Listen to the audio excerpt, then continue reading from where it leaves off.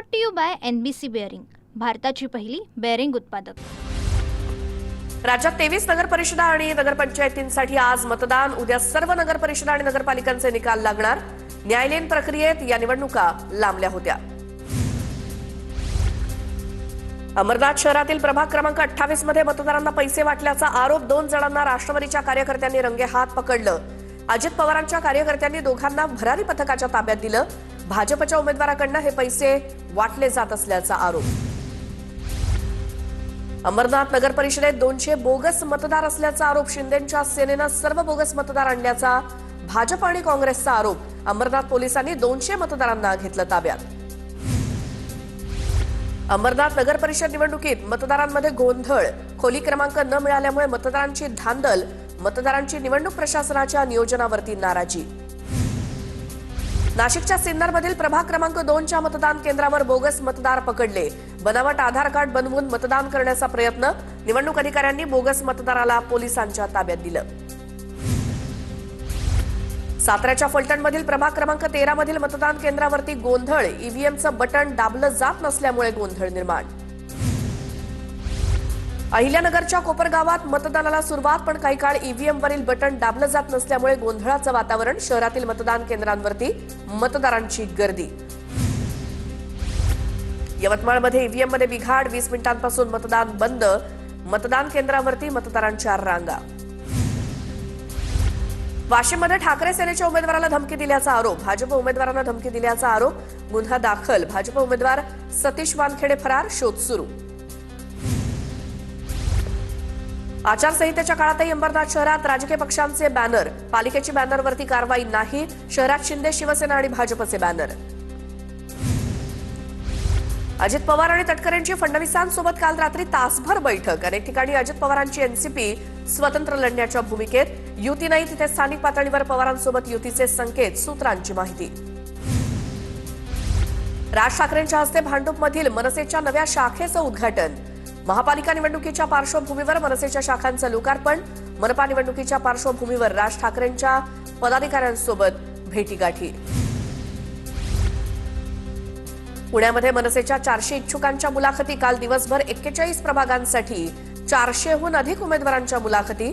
पुणे पालिकेसाठी मनसेची जोरदार तयारी सुरू।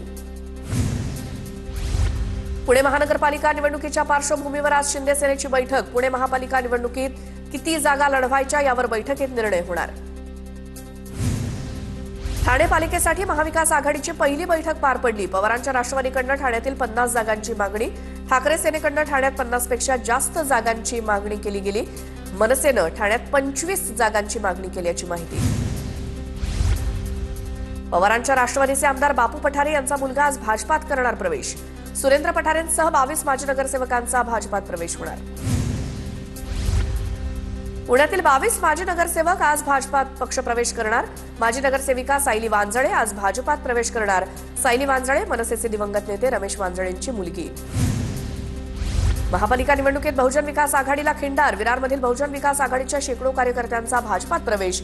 ज्येष्ठ कार्यकर्ते हरेश्वर पाटील यांच्यासह शेकडो कार्यकर्ते भाजपात। मुंबईत ठाकरेंच्या बालेकिल्ल्यात भाजपची रणनीती। लालबाग, परळ, दादर भागात शिंदे सेना भाजप समसमान जागा लढवणार। माहीम, भायखळा, वरळीतही शिंदेची सेना आणि भाजप समसमान जागा लढणार।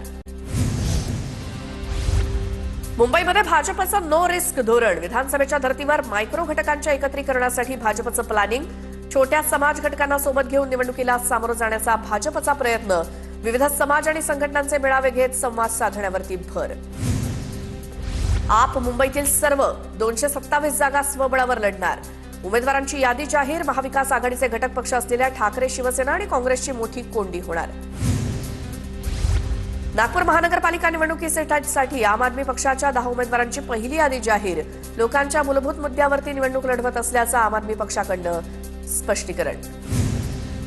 मुंबई पालिकेत 1.5 लाख दुबार मतदार असल्याची माहिती। यादी पडताळणीनंतर आकडेवारीत घट झाल्याचं समोर। दुबार मतदारांकडून हमीपत्र लिहून घेण्याचं काम सुरू। लोकसभा आणि विधानसभा निवडणुकीप्रमाणे बीएमसी निवडणुकीत ज्येष्ठ नागरिकांना घरातून मतदान करता येणार नाही। निवडणुकीसाठी अशी कोणतीही तरतूद नाही। राज्य निवडणूक आयोगाचं स्पष्टीकरण। आणखी एक मोठी बातमी. पुणे महानगरपालिका निवडणुकांच्या प्रचारासाठी सभा आणि मैदानांचे दर जाहीर करण्यात आले आहेत. पुणे महापालिकेनं एक निर्णय त्या संदर्भात घेतलेला आहे. देवेंद्र फडणवीसांच्या सरकारमधील पाब्लो एस्कोबार कोर्ट, सातारा आणि पुण्यात मिळालेल्या ड्रग्जवरनं सामनातून जहरी टीका.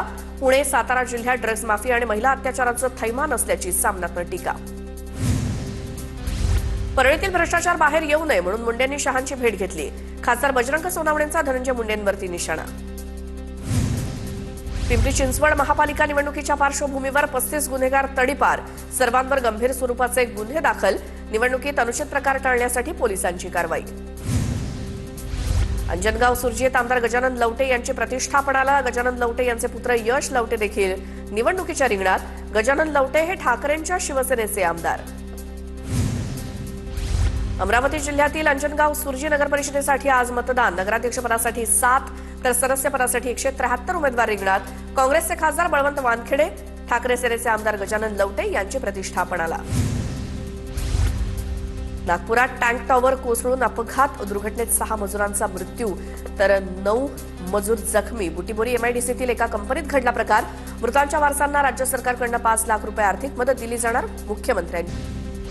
सांगलीमध्ये एकाच दिवशी 2 हत्येच्या घटना. कुपवाडमध्ये पूर्ववैमनस्यातून तर जतमध्ये जमिनीच्या वादातनं हत्या. कुपवाडमधील हत्येच्या घटनेत 3 जण ताब्यात. सोलापूरच्या मंगळवेढ्यात मुलानंच वडिलांची हत्या केल्याचं समोर. शेतजमिनीची वाटणी न दिल्यामुळे मुलाकडनं बापाची हत्या. मंगळवेढा तालुक्यातील डोनस गावातली घटना. मुलगा काशीनाथ पुजारी पोलिसांच्या ताब्यात. घरात एकटी असलेल्या 17 वर्षीय विद्यार्थिनीची गळा चिरून हत्या. छत्रपती संभाजीनगरच्या गंगापूर तालुक्यातील मुरमी गावात घडली घटना. वाळूस पोलीस ठाण्यात अज्ञाता विरोधात गुन्हा दाखल. धुळ्याच्या साक्रीमध्ये मुलींची छेड काढणाऱ्यांची पोलिसांनी काढली धिंड. पालकांच्या ठिय्या आंदोलनानंतर पिंपळनेर पोलीस ऍक्शन मोडवर. छेड काढणाऱ्यांची कॉलेजसमोरच काढली धिंड. कल्याण पश्चिमेतील निकीनगर परिसरात दारूच्या नशेत तरुण तरुणींचा भर रस्त्यात गोंधळ. समजूत काढणाऱ्या नागरिकांनाही पोलिसांसमोर शिवीगाळ. घटनेचा व्हिडिओ व्हायरल. हनी ट्रॅपद्वारे 2 कोटींची खंडणी मागणारी टोळी जेरबंद. नागपूर पोलिसांच्या गुन्हे शाखेनं केली कारवाई. नागपुरातील एका 62 वर्षीय डॉक्टरला हनी ट्रॅपमध्ये अडकवून त्याच्याकडनं 2 कोटींची खंडणी उकळण्यात आली होती. गोंदियाच्या देवरी तालुक्यातील डवकी नाल्याच्या पुलावरती भीषण अपघात. भरधाव कारची 2 दुचाकींना धडक. कारच्या जबर धडकेत 7 जण जखमी. दोघांची प्रकृती गंभीर. रत्नागिरीच्या राजापूर शहरात पुन्हा एकदा बिबट्याचा मुक्त संचार. राजापूर चव्हाणवाडीतील कारखान्यातील कुत्र्यांवर बिबट्याचा हल्ला. वनविभागाच्या 3 तासांच्या प्रयत्नानंतर बिबट्या जेरबंद. परभणीच्या जिंतूर नगर परिषदेचा गलथान कारभार उघड. अग्निशमन गाडी ट्रॅक्टरनं ओढण्याची वेळ. घंटागाड्यांची दयनीय अवस्था. देखभाल दुरुस्तीकडे लक्ष देत नसल्याचा आरोप. राज्याच्या अनेक भागात थंडीचा कडाका वाढला. पुढील 2 दिवस गारवा आणखी वाढणार असल्याचा हवामान विभागाचा अंदाज. काही भागात तापमान 4 ते 5 अंशांवर. नाशिकच्या निफाड तालुक्यात किमान तापमानाचा पारा घसरला. तालुक्यातील दुरुई इथे 4.07 अंश सेल्सिअस तापमान तर कुंदेवाडी येथील गहू संशोधन केंद्रात 4.5 अंश सेल्सिअस किमान तापमानाची नोंद. कल्याण उल्हासनगरला जोडणारा वालधुनी उड्डाणपूल आजपासून 20 दिवस वाहतुकीसाठी बंद. पुलाच्या दुरुस्तीच्या कामासाठी पूल बंद. प्रवाशांना शहाड ब्रिज आणि आई तिसाई देवी उड्डाणपूल वापरण्याचं पोलिसांचं आवाहन. मुंबईला जागतिक दर्जाचं पर्यटन केंद्र उभारण्यासाठी केंद्र सरकारकडून मरीना प्रकल्पासाठी 887 कोटींच्या निधीला मंजुरी. मुंबई पोर्ट ट्रस्टकडून प्रकल्प उभारणार. मुंबई महापालिका निवडणुकीची रणधुमाळी सुरू असताना आचारसंहितेत केंद्रानं या प्रकल्पाला मंजुरी दिली.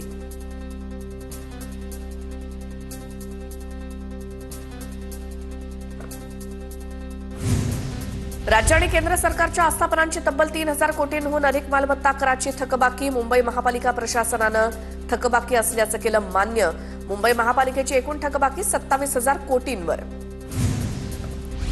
उद्या मध्य आणि हार्बर मार्गावर ब्लॉक. ठाणे ते कल्याण स्थानकांदरम्यान 5व्या आणि 6व्या मार्गिकेवर तर पनवेल ते वाशी स्थानकादरम्यान अप आणि डाऊन मार्गावरती ब्लॉक.